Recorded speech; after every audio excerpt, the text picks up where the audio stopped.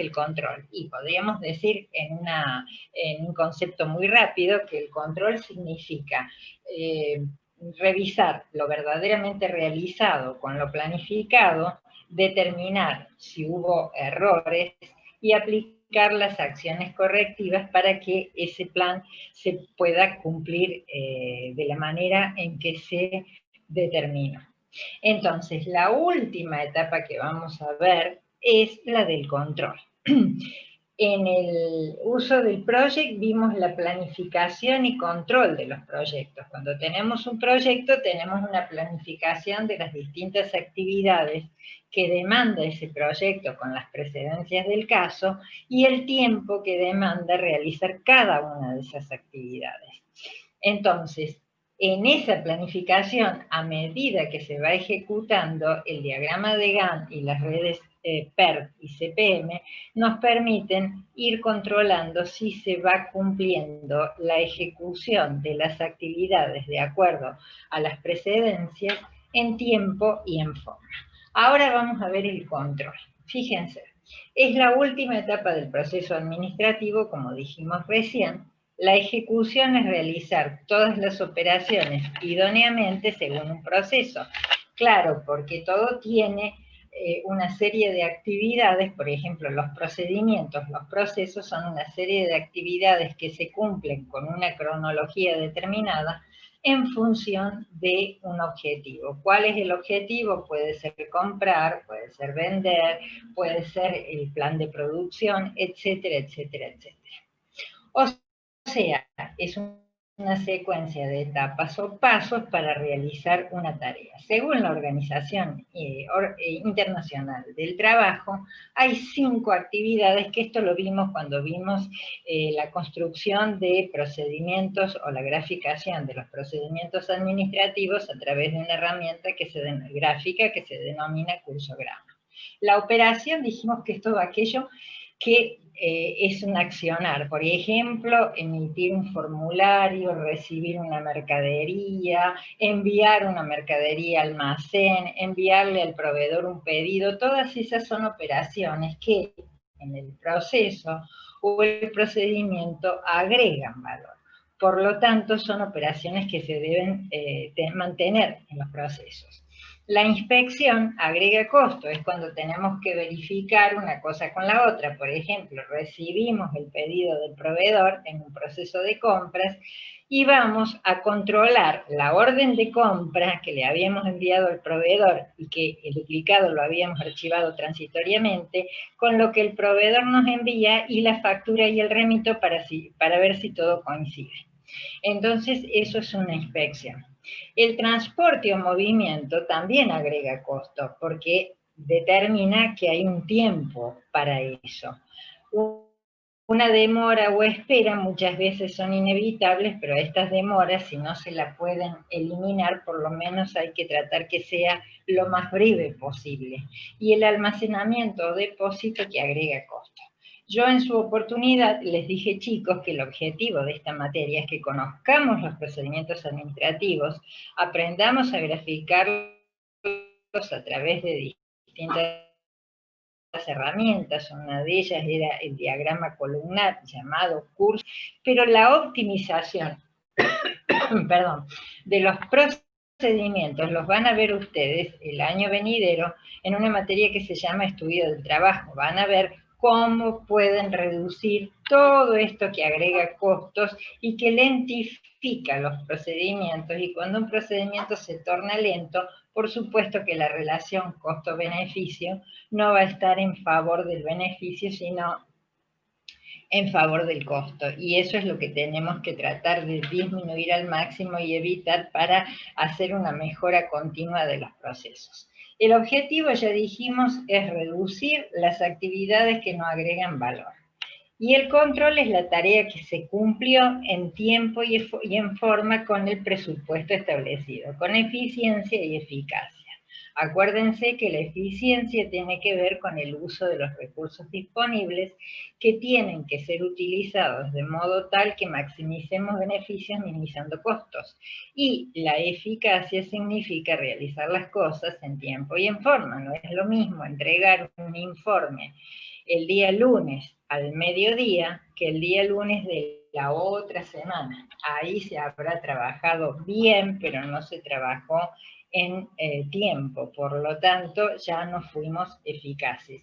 Y que la suma de la eficiencia más la eficacia nos dan la efectividad, que es a lo que las organizaciones tienden a lograr en todos sus aspectos. ¿Cuál es el significado del control? Según Stoner, nuestro autor de cabecera, acá en el estudio de la ciencia de la administración, nos dice que es el proceso que permite garantizar que las actividades reales se ajusten a las proyectadas. Para eso planificamos, determinamos objetivos, establecimos una meta de ventas para un periodo determinado y la manera en que vamos a alcanzar esa meta de ventas, o sea, diseñamos la estrategia. Entonces, no es que esperemos que llegamos al final de ese periodo para ver si esa cuota de ventas que nos impusimos se cumplió o no. Vamos monitoreando si las ventas se producen tal cual lo planificado para ir aplicando las acciones correctivas. Aplicar las acciones correctivas significa determinar las causas que han producido ese disloque entre lo que se planificó y lo que se está efectivamente realizando. Le sirve a los gerentes para monitorear la eficiencia de sus actividades de planificación, organización y dirección, y es una parte esencial del proceso de control. Toma las medidas correctivas cuando estas medidas se requieren.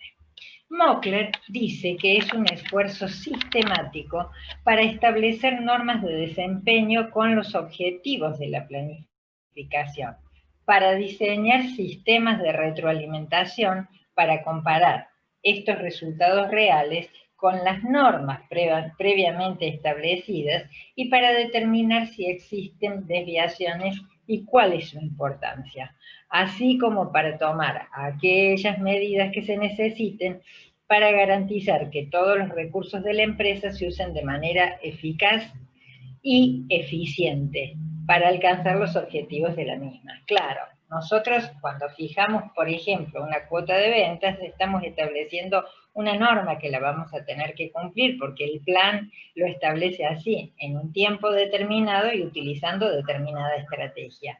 Si vemos que ponemos en funcionamiento la estrategia y estamos en el tiempo en el cual estamos cumpliendo o estamos logrando o tratando de lograr esa cuota de ventas y vemos que no la alcanzamos, ahí tenemos que empezar a estudiar las causas para aplicar las acciones correctivas que sean necesarias. ¿Cuáles serían los pasos básicos de un proceso de control?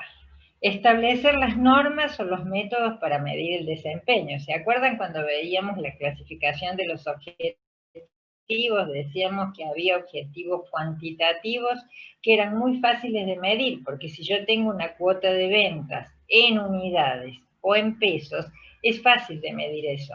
Pero cuando tengo un objetivo cualitativo que entraña calidad, eso es mucho más difícil de medir. Se puede medir siempre y cuando tengamos o fijemos un parámetro, o sea, una norma para poder medirlo.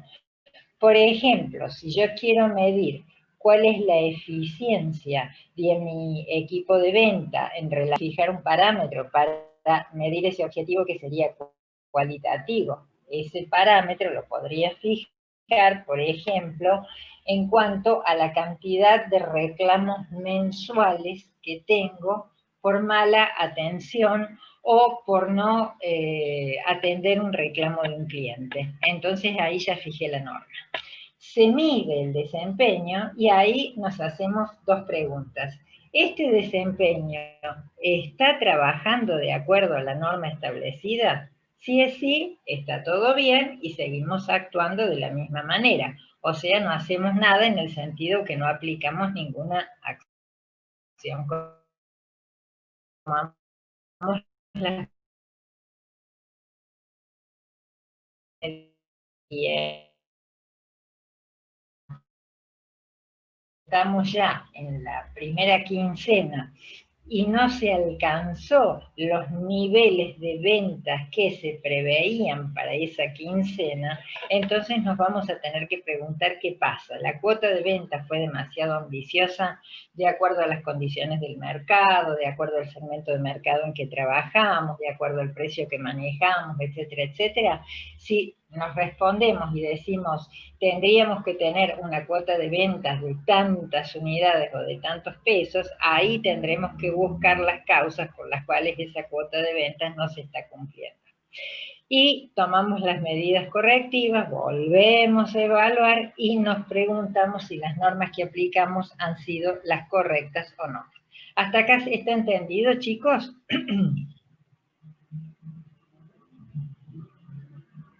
Sí, profe, se reentiende. Bien, bien. Bueno, entonces, ¿por qué es un proceso de control? Si yo planifico y no controlo, la planificación no tiene ningún sentido de existir. Y si controlo sin haber planificado, ¿qué es lo que controlo? Una cosa es decir, vendí bien porque vendí en este periodo, de acuerdo a esta cuota de ventas o a este objetivo de ventas, tantas unidades. Y otra cosa es decir, vendí bien porque la gente hacía cola para comprar en mi negocio. Eso es nada más que un deseo o una percepción, pero uno no sabe en esa situación si está vendiendo bien o no está vendiendo bien. Entonces, ¿cuál sería el porqué de un proceso de control? Mejorar la calidad. Recuerden que cuando vimos la unidad temática de administración orientada a la calidad total, dijimos que la mejora continua es un objetivo que deben tener en forma permanente todas las organizaciones. Entonces, el proceso de control nos ayuda, por supuesto, a mejorar la calidad, enfrentar los cambios. Si el mercado, ustedes vieron que la mayor parte de las empresas ahora se han tenido que reinventar. Con esta cuarentena infinita y con esta restricción de que hay actividades que se abren y se cierran permanentemente, los empresarios están ante la trágica situación de tener que reinventarse. Por ejemplo, el rubro gastronómico, se tuvo que reinventar y muchos rubros de servicios que en este periodo no han funcionado están pensando en cómo van a concebir los negocios de aquí en más. Jamás nadie en la planificación con el escenario más pesimista hubiera imaginado que meses no han funcionado. Entonces, ahora esta pandemia y estas restricciones para abrir actividades y para transitar por distintos lados, le han hecho replantear los negocios al 100% de los empresarios. Creo que cuando volvamos a la normalidad, los negocios ya no van a ser iguales a como eran antes, sino que van a tener una flexibilidad o van a tener una innovación para tratar de anticipar situaciones tan trágicas como esta que en nuestra más frondosa imaginación se nos hubiera ocurrido que podríamos haber vivido. Producir ciclos más rápidos, al controlar producimos ciclos más rápidos, porque cuando encontramos la causa de esa desviación podemos aplicar la acción correctiva y eso nos va a generar ciclos más rápidos. Agregar valor, que es el objetivo fundamental, y facilitar la delegación y el trabajo en equipo. Bien. ¿Cuáles son los aspectos centrales del control para las distintas áreas funcionales? Por ejemplo, en producción, ¿qué vamos a controlar? Y vamos a controlar la calidad de los productos, la cantidad que producimos, los costos de producción. Siempre la relación costo-beneficio debe estar en favor de que el beneficio sea mayor que el costo y, por supuesto, el desempeño individual. En la mercadotecnia o el marketing, ¿qué vamos a controlar? Fundamentalmente los volúmenes de ventas, pero también para generar un volumen de venta hay gastos de venta como promociones, publicidad, gastos de empleados de la fuerza venta, etcétera, etcétera, que lo vamos a tener que controlar. Los gastos de publicidad y, por supuesto, el desempeño individual. Qué importante que es el desempeño individual en la fuerza ventas, también es menester de controlarlo. En personal, o en recursos humanos, qué es a lo que le vamos a prestar foco, cuáles van a ser nuestros puntos estratégicos de control, las relaciones laborales, la rotación del personal y el ausentismo laboral. Hay actividades, por ejemplo, que se ven muy dañadas determinados días de la semana con ausentismo laboral. Por ejemplo, en el rubro de la construcción, los ingenieros se desviven porque los días viernes y los días lunes hay mucho ausentismo laboral, sobre todo los días lunes. ¿Por qué? Y porque esos trabajadores cobran jornales que se los pagan de manera semanal o de manera quincenal. Los viernes cobran la paga de toda la semana y a lo mejor el sábado y el domingo, el fin de semana, se van de fiesta cuando las condiciones así lo permiten y el lunes falta mucha gente a trabajar. Entonces ese es un hecho que se tiene que corregir. Y en finanzas y contabilidad tenemos que ver los gastos de capital, los gastos en inventarios, el flujo de capital y la liquidez. La liquidez es el efectivo con qué cuento para realizar las distintas operaciones de la organización y enfrentar o afrontar los distintos pagos que se van dando semana a semana. Por eso toda organización que se precie de tal tiene lo que se llama un flujo de fondos proyectados, en donde están los ingresos y egresos de la semana posterior y que se hacen con 1 o 2 semanas de anticipación para saber qué ingresos tengo en esa semana y qué gastos tengo que afrontar en esa misma semana. Bien. El cuadro de mando integral o el Balanced Scorecard de Kaplan y Norton. ¿Qué es esto, chicos? Hay 3 pilares de este tablero de comando. Uno es mirar a la organización desde distintas perspectivas. En ese tablero de comando yo voy a tener en una pared el tablero y voy a tener indicadores.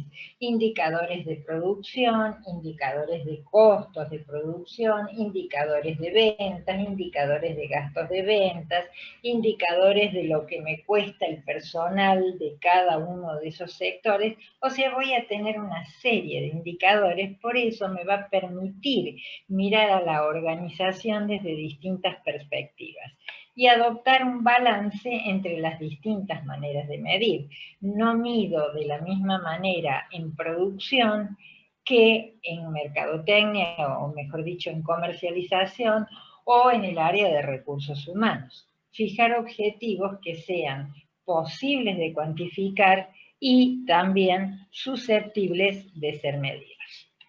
Entonces, las empresas evolucionan y maduran. Ese sería el objetivo de toda empresa, porque si una empresa tiene como finalidad la supervivencia, sabe que tiene que madurar. En esa maduración habrá un crecimiento, un incremento de sus objetivos y fines y un incremento de sus miembros para poder lograr esos fines. Cuando una empresa nace es como un niño cuando aprende a caminar.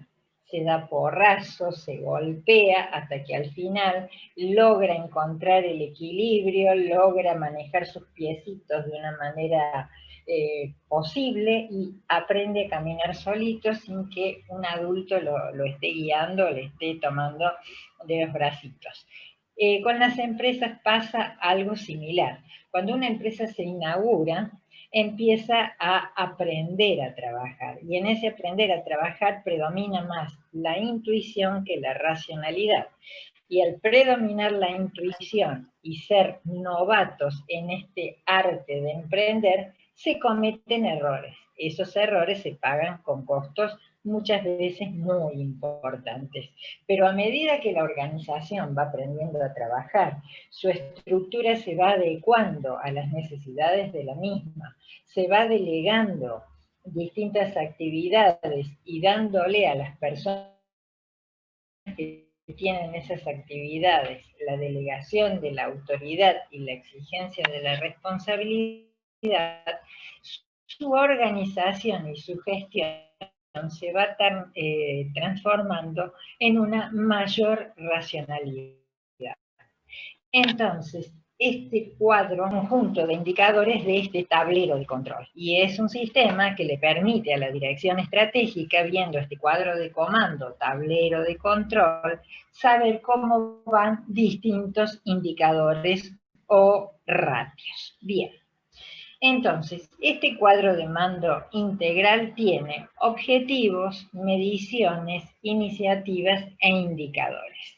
Tenemos una misión que cumplir, o sea, es el para qué existe nuestra empresa, qué actividad tenemos, qué ramo de actividad tenemos, una visión, dónde queremos estar en el largo plazo, en el término de 4 o 5 años, y hay distintas estrategias que nos permiten llegar a esos objetivos, ya sean de mediano plazo, de largo plazo o de corto plazo.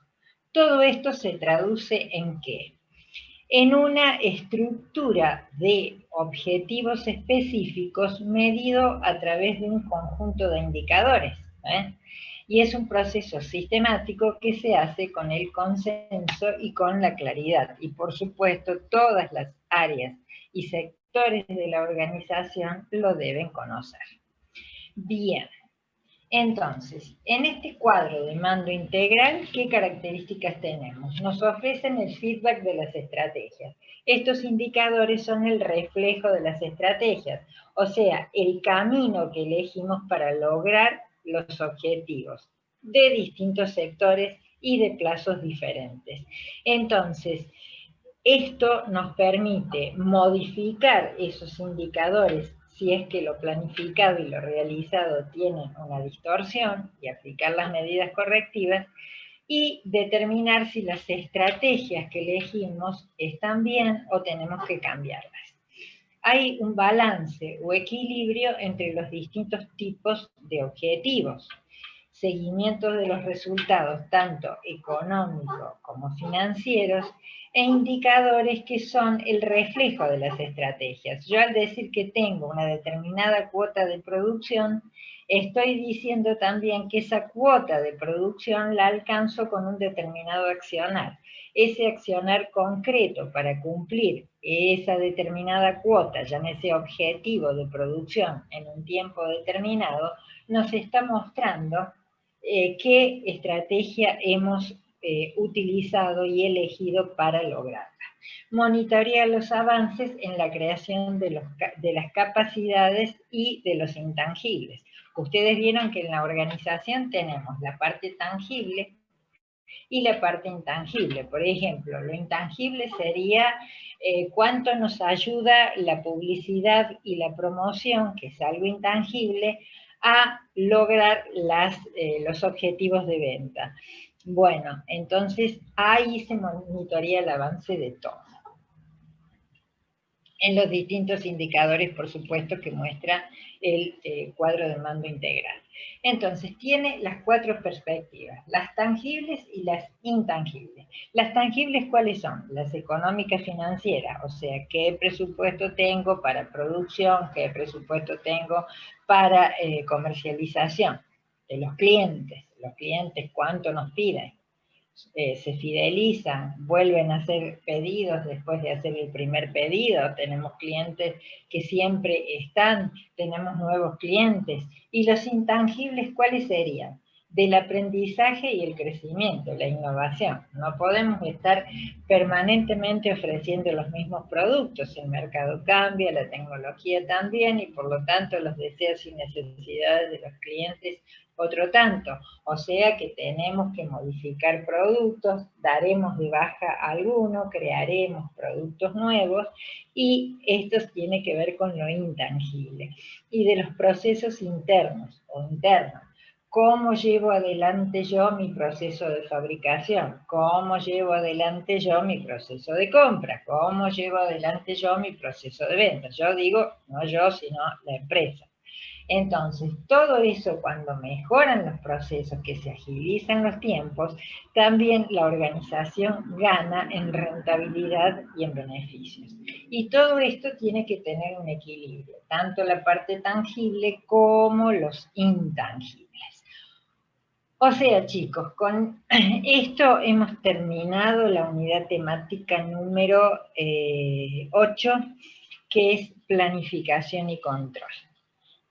Y bueno, acá les quiero dejar como fin de esta unidad temática, a mí siempre me gusta ponerles algún mensaje que vale la pena escuchar o leer, que es el de Carlitos Chaplin, el cómico y el comediante tal vez más grande que dio el cine mundial en toda la historia del cine, ¿no? Superado hasta el día de hoy.